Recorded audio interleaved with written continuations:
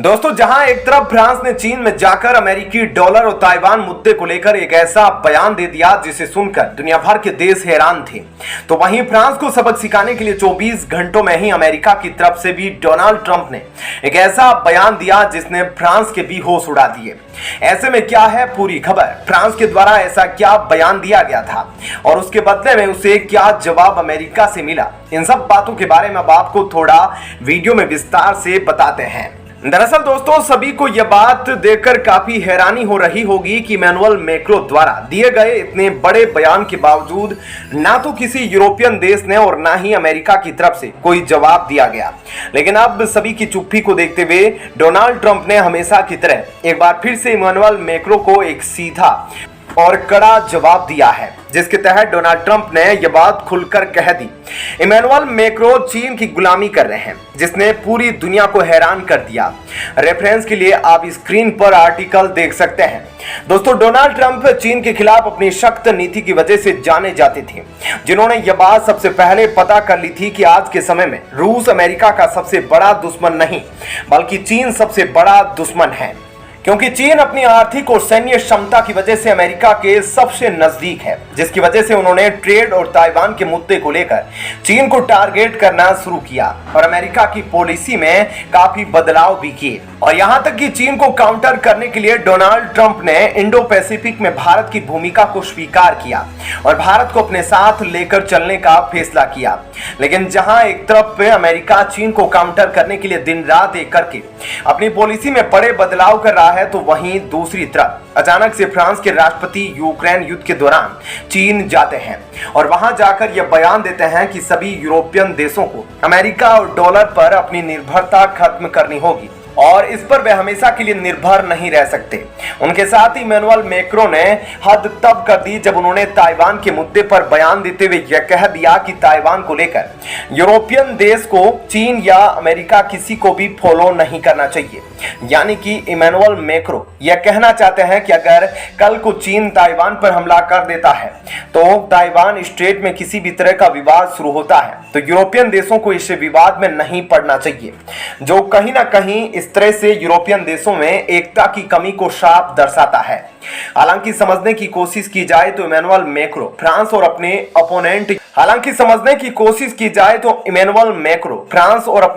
Opponent यानी Europe के बारे में सोच रहे हैं कि आखिर ताइवान के लिए यूरोप अपने आर्थिक और सामाजिक विकास को खतरे में क्यों डाले। पर वैश्विक स्वतंत्रता और डेमोक्रेसी जैसे मूल्यों को देखते हुए फ्रांस जैसे बड़े देश की तरफ से इस तरह के बयानों की उम्मीद नहीं की जा सकती, जिसे लेकर सभी देश पहले ही हैरान थे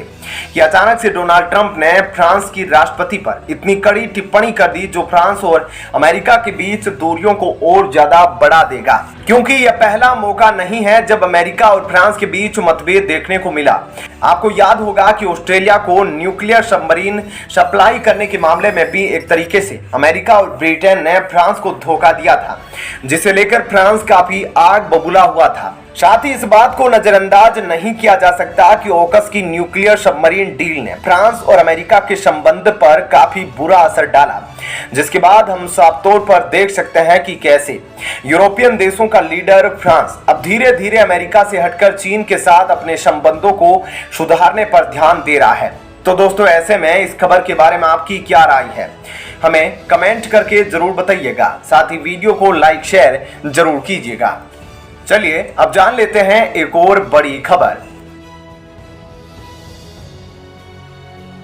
दोस्तों, हाल ही में जापान के प्रधानमंत्री भारत आए थे और उस दौरान दोनों देशों के बीच कई बड़े प्रोजेक्ट को लेकर डील फाइनल हुई थी और उस दौरान जापान ने एक बड़ी इन्वेस्टमेंट भी रिलीज की थी। लेकिन अब जापान के द्वारा भारत और बांग्लादेश को एक ऐसा बड़ा प्रपोजल दिया गया है जिसके तहत जापान से भारत तक डायरेक्ट सप्लाई लाइन बिछाई जाएगी और फिर बांग्लादेश तक भी आसानी से शिप्स जा सकेंगे। ऐसे में यह प्रोजेक्ट भारत के लिए काफी फायदेमंद साबित होने वाला है, क्योंकि इस प्रोजेक्ट की मदद से भारत के लोगों को न सिर्फ रोजगार मिलेगा बल्कि भारत के उस हिस्से में अच्छी खासी डेवलपमेंट भी हो जाएगी। और इस वजह से भारत ने बांग्लादेश और जापान के साथ मिलकर इस प्रोजेक्ट को पूरा करने के लिए हाथ मिला लिया है। ऐसे में जल्द ही इस प्रोजेक्ट का काम शुरू होने वाला है। अब आपको थोड़ा डिटेल में बताते हैं कि क्या है यह प्रोजेक्ट और इसमें क्या कुछ शामिल है और कब तक यह पूरा हो जाएगा, इससे भारत को क्या फायदा मिलने वाला है। इन तमाम चीजों के बारे में जानेंगे, तो आप वीडियो को अंत तक जरूर देखिएगा। दरअसल दोस्तों, जापान जो विश्व की तीसरी सबसे बड़ी इकोनॉमी है, वह भारत के साथ इंफ्रास्ट्रक्चर और इकोनॉमी के क्षेत्र में अपनी पार्टनरशिप का लगातार विस्तार कर रहा है। लेकिन अब इसी कड़ी में जापान ने साउथ एशिया में इन्वेस्टमेंट के लिए एक ऐसे देश के इलाके को चुना है जिससे भारत को भी काफी फायदा होगा, क्योंकि यह प्रोजेक्ट बांग्लादेश के मित्र बाई एरिया में किया जाएगा। यहां पर जापान कई करोड़ों डॉलर की इन्वेस्टमेंट से एक काफी विशालकाय डीप वाटर शिप पोर्ट बनाना चाहता है, जो बांग्लादेश का पहला ऐसा पोर्ट होगा जिसका इस्तेमाल करके बड़े कार्गो वेसल को भी रिसीव कर सकेगा। सबसे अच्छी बात तो यह है कि जिस इलाके में जापान इस बंदरगाह को विकसित करने के लिए प्रपोजल रख रहा है, वह एरिया भारत के त्रिपुरा से मात्र 100 किलोमीटर की दूरी पर है, जिसकी वजह से जापान चाहता है कि हम बांग्लादेश में इस बंदरगाह को बनाने के साथ साथ इसे डायरेक्टली त्रिपुरा और अगरतला, जो कि त्रिपुरा की राजधानी है, उससे लिंक कर दे, ताकि भारत के दूसरे उत्तर पूर्वी राज्यों को ट्रेड करने के लिए एक मजबूत रास्ता मिल सके, जिससे ट्रांसपोर्ट आसान होगा और इस पूरे इलाके में मौजूद निर्यातकों के लिए दुनिया के अलग अलग देशों तक अपने सामानों को निर्यात करना पहले के मुकाबले कई गुना ज्यादा आसान बन जाएगा। साथ ही इस प्रोजेक्ट से जुड़े जापानीज अथॉरिटीज टाइम्स का कहना है कि मित्र बारी में बनाए जाने वाला यह बंदरगाह साल 2027 तक ऑपरेशनल हो जाएगा, क्योंकि इसके लिए फंडिंग भी रिलीज कर दी गई है। दरअसल जब पिछले महीने जापान के प्रधानमंत्री फूमियो किशिदा भारत दौरे पर आए थे, तो उनके दौरे के कुछ समय बाद ही जापान ने बांग्लादेश में इसके अलावा 2 अतिरिक्त प्रोजेक्ट के लिए 1.27 अरब डॉलर की भारी भरकम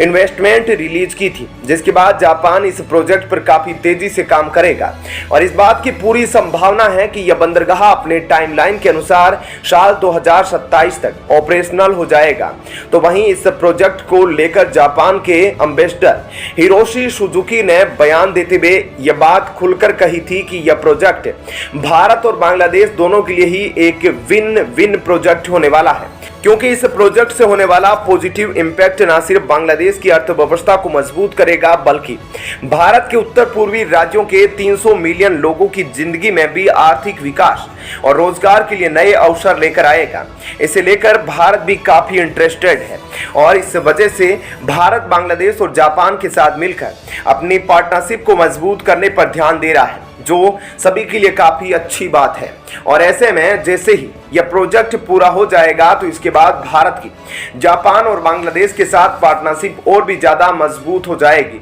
भारत के लोगों को इस प्रोजेक्ट से काफी ज्यादा फायदा मिलने वाला है, क्योंकि अब जितने भी शिप्स होंगे वे इस लाइन के जरिए डायरेक्ट बांग्लादेश तक जा सकेंगे, जो कि देखा जाए तो बांग्लादेश के लिए एक बड़ी अच्छी और फायदेमंद खबर है। तो दोस्तों, ऐसे में इस खबर के बारे में आपकी क्या राय है, हमें कमेंट करके जरूर बताएं।